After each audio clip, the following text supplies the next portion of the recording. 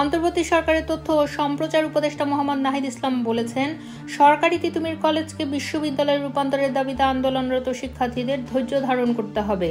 তিনি আশ্বস্ত করেন যে শিক্ষার্থীদের শিক্ষাজীবন ও শিক্ষা প্রতিষ্ঠানের ব্যাপারে সরকার দায়িত্বশীল এবং একটি ইতিবাচক সমাধানের পথ তৈরি হচ্ছে।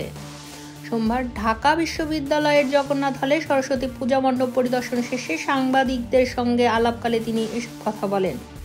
নাহিদ ইসলাম বলেন, এই মুহূর্তে হয়তো অনেক কিছু করা সম্ভব নয়, তবে জনভোগান্তি যেন না হয় সেদিকে খেয়াল রাখতে হবে। আমরা আশা করছি ভালো কিছু হবে। তিনি আরো বলেন, 7 কলেজ ইস্যুটি দীর্ঘদিনের জটিল সমস্যায় পরিণত হয়েছে। তিনি দাবি করেন, বিগত আওয়ামী লীগ সরকারের নেওয়া ভুল সিদ্ধান্তের ফলে হাজারো শিক্ষার্থীর শিক্ষাজীবন ক্ষতিগ্রস্ত হয়েছে। অন্তর্বর্তী সরকার দায়িত্ব নেওয়ার পর থেকে এই সমস্যার সমাধানে কাজ করছে। প্রতিটি কলেজকে গুরুত্ব সহকারে দেখা হচ্ছে এবং শিগগিরই একটি কার্যকর সমাধানে আসবে বলে আশ্বাস দেন তিনি। নাহিদ ইসলাম বলেন, শিক্ষার্থীদের দাবির প্রতি জনগণের সমর্থন থাকাটা গুরুত্বপূর্ণ।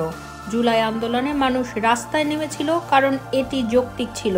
আমরা স্পষ্ট করে বলেছি, যৌক্তিক দাবিতে কেউ আন্দোলন করলে সরকার তা বাস্তবায়নের চেষ্টা করবে, তবে কর্মসূচি দেওয়ার সময় জনভোগান্তির দিকটিও বিবেচনায় রাখা জরুরি।